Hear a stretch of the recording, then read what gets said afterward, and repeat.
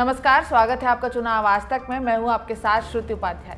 केंद्र में नरेंद्र मोदी सरकार की अगुवाई में एनडीए सरकार तो बन गई, लेकिन विपक्ष के तमाम नेताओं ने इसके स्थायित्व को लेकर तंज कसा है। इंडिया गठबंधन के नेताओं ने यहां तक कहा कि मोदी सरकार 5 साल पूरे नहीं कर पाएगी। हालांकि फिलहाल मोदी सरकार के स्थायित्व पर सवाल उठाने जैसा कुछ नहीं है, लेकिन इन सब के बीच इंडिया गठबंधन के नेता लगातार अपना कुनबा बढ़ाने की मुहिम में जुटे हैं। आंध्र प्रदेश के पूर्व मुख्यमंत्री और वाईएसआर कांग्रेस के अध्यक्ष वाईएस जगन मोहन रेड्डी दिल्ली में आंध्र प्रदेश की चंद्रबाबू नायडू सरकार के खिलाफ धरने पर बैठे तो उनसे मिलने अखिलेश यादव पहुंच गए। इस एक दिन के धरने का उद्देश्य आंध्र प्रदेश में कथित तौर पर खराब होती कानून व्यवस्था था। वाईएसआर कांग्रेस का कहना है कि राज्य में उसके कार्यकर्ता को निशाना बनाया जा रहा है। राज्य में टीडीपी सरकार के गठन के बाद 45 दिन में 30 लोगों की हत्या कर दी गई है। जगन मोहन रेड्डी ने दावा किया है कि मुख्यमंत्री चंद्रबाबू नायडू के बेटे लोकेश एक लाल किताब दिखा रहे हैं, जिसमें उन नेताओं के नाम शामिल है जिस पर कार्रवाई की जाएगी और हमला भी किया जाएगा। धरने के दौरान जगन मोहन रेड्डी और अखिलेश यादव की मुलाकात के बाद कयास लगने शुरू हो गए हैं कि जगन मोहन रेड्डी की पार्टी भी जल्द ही इंडिया गठबंधन का दामन थामेगी।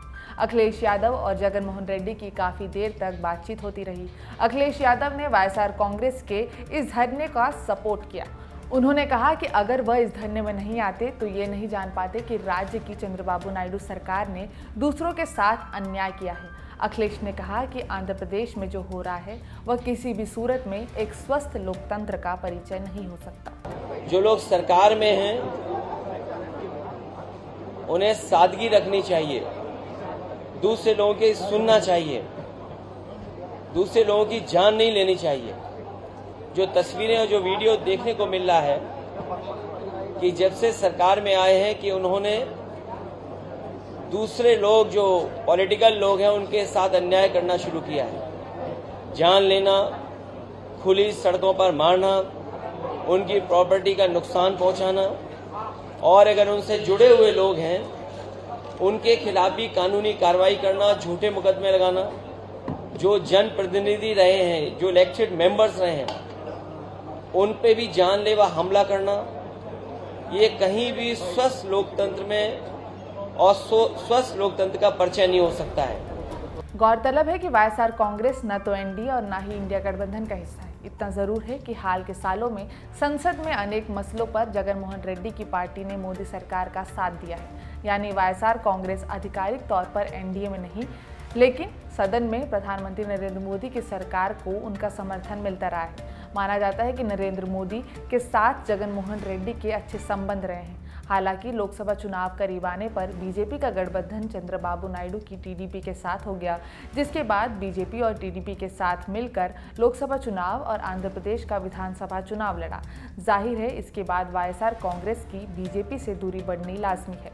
बहुत मुमकिन है कि इसी मौके को भांपकर विपक्ष के इंडिया गठबंधन ने जगन मोहन रेड्डी पर डोरे डालने की शुरुआत की हो। टीडीपी के एनडीए में जाने के बाद इंडिया गठबंधन के पास वाईएसआर कांग्रेस को अपने पाले में लाने का अच्छा मौका है। अब सवाल उठता है कि अगर वाईएसआर कांग्रेस इंडिया गठबंधन का हिस्सा बनती है तो इससे क्या फर्क पड़ेगा। दरअसल जगन मोहन रेड्डी के पास अब भी 15 सांसद हैं। इसमें राज्यसभा में उनकी पार्टी के 11 तो लोकसभा में 4 सांसद हैं। यानी राज्यसभा में वाईएसआर कांग्रेस के सांसदों की संख्या अच्छी खासी है। अगर वाईएसआर कांग्रेस आने वाले दिनों में इंडिया गठबंधन का दामन थामती है तो संसद के उच्च सदन में इंडिया गठबंधन की ताकत बढ़ जाएगी, जिससे बीजेपी को नुकसान होगा। राज्यसभा में बीजेपी को कई विधेयकों पर वाईएसआर कांग्रेस के इन सांसदों की कमी खल सकती है। अभी के लिए मेरे साथ इतना ही। चुनाव आज तक पर आप दुनिया भर के चुनावों, राजनीतिक पार्टियों, चुनावी मुद्दों की जानकारी हासिल कर सकते हैं। ये वीडियो पसंद आया हो तो इसे लाइक करें, साथ ही हमारे चैनल को सब्सक्राइब करना ना भूलें। फिलहाल मुझे दीजिए इजाज़त। नमस्कार।